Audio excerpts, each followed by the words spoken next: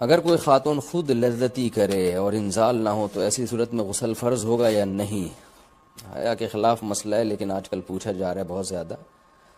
تو یہ بیماری آج کل عورتوں میں بھی آ گئی ہے خود لذتی کی. تو اگر انزال نہیں ہوتا، ڈسچارج نہیں ہوتی تو غسل فرض نہیں ہے. اگر ڈسچارج ہو جاتی ہے تو پھر غسل فرض ہوگا اور گناہ بھی ہوگا، توبہ استغفار کرنا چاہیے. دوران غسل کانوں کے چھید میں پانی پہنچانا. بلقیس بانو انڈیا سے پوچھتی ہیں، عورتیں کانوں میں بالیاں پہننے کے لیے جو کان چھدواتی ہیں، اگر اس سوراخ میں پانی نہ جائے تو کافی مشکل ہوتی ہے، جو کہ کافی مشکل ہوتا ہے، یعنی پانی پہنچانا. تو کیا غسل ہو جائے گا یا نہیں؟ غسل نہیں ہوگا، اس سوراخ میں پانی پہنچانا ضروری ہے. نیل پالش لگا کر وضو کرنے کا حکم. اگر عورتوں نے میک اپ کیا ہوا ہو پھر ان کے ناخن پر نیل پالش لگی ہوئی ہو تو کیا اس حالت میں وضو کر سکتے ہیں یا ان سب کو ہٹا کر وضو کرنا ہوگا؟ زوجہ عبد الباسط سکھر سے. نیل پالش جو نارملی آتی ہے اس میں پانی نہیں جاتا، تو اس کو ہٹا کر وضو کرنا ہوگا. باقی میک اپ تو جہاں تک ہمیں معلومات ہیں اس میں پانی چلا جاتا ہے. لیکن اگر کوئی ایسا میک اپ ہے جس کی باقاعدہ تہ جم رہی ہے اور اس پہ پانی نہیں جا رہا، اور اس کا طریقہ میں بتاتے رہتا ہوں کہ کاغذ پہ اس کو لگائیں اور دیکھیں اس کے اندر پانی کا ٹپکا گرا کے پانی اس میں جذب ہوتا ہے کہ نہیں ہوتا. اگر ہو رہا ہے تو اس کا مطلب وضو ہو جائے گا، نہیں ہو رہا تو اس کا مطلب کہ چہرے پر بھی جب یہ میک اپ لگا ہوگا تو پانی اس میں نہیں جا رہا. ایسی صورت میں وضو نہیں ہوگا، غسل نہیں ہوگا. نیل پالش کا کچھ حصہ رہ گیا تو نماز اور غسل کا حکم.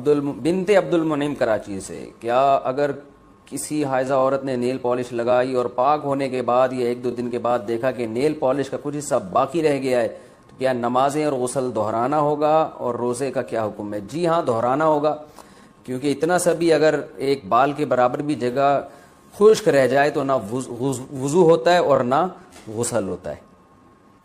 غسل کے وقت کان کی بالیاں اتارنا ضروری ہے کیا؟ حیض کی حالت میں کانوں میں جو بالیاں پہنی جاتی ہیں یا ناک میں پہنا جاتا ہے، کیا غسل کرتے وقت اس کو دھونا لازمی ہے؟ بنت عنایت ڈیرہ اسماعیل خان. جی ہاں، دھونا لازمی ہے. اگر ہلانے سے پانی اندر پہنچ جاتا ہے تو نکالنا ضروری نہیں ہے. اگر ہلائے بغیر، یعنی وہ جو ناک میں ہے یا کان میں بالی ہے اس کو نکالے بغیر سوراخ میں پانی نہیں پہنچتا تو پھر اس کو دھونا لازم ہے، یعنی اس کو کھولنا اور پانی پہنچانا لازم ہے. وہمی نہ بنے، تھوڑا سا بھی یوں کریں تو پانی پہنچ جاتا ہے آرام سے. اس کو ہلا لیں اچھی طریقے سے. بالی کو، کانوں میں جو خواتین کے بالیاں ہوتی ہیں، پانی کا چھینٹا ڈال کے نا اچھی طرح سے بالی کو ہلا لیا جائے اور پانی پھینکا جائے تو پانی پہنچ جاتا ہے. غسل کا صحیح طریقہ کیا ہے؟ بنت یوسف. غسل میں پہلے ہاتھ دھوئیں، پھر کلی کریں، پھر ناک میں پانی ڈالیں، پھر تمام بدن پر پانی ڈالیں. کیا یہ طریقہ صحیح ہے یا یہ صحیح ہے کہ پہلے ہاتھ دھوئیں پھر کلی کریں وغیرہ وغیرہ وغیرہ؟ میں صحیح طریقہ بتا دیتا ہوں، کیونکہ غلط طریقہ انہوں نے کچھ غلط اور صحیح طریقے مکس کر کے لکھے ہوئے.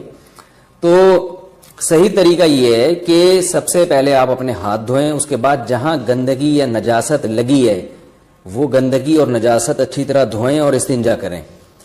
اس کے بعد آپ مکمل وضو کریں جیسے ہم پراپر وضو کرتے ہیں، اور پھر اس کے بعد آپ پورے جسم پہ پانی ڈالیں. یہ طریقہ ہے غسل کا. لیکن اگر آپ نے یہ طریقہ اختیار نہیں کیا اور ویسے ہی پورے جسم پہ پانی ڈال کے بہا دیا تو بھی غسل ہو جائے گا اور وضو بھی خود بخود ہو جائے گا اس میں. لیکن سنت طریقہ وہی ہے جو میں نے آپ کو بتایا.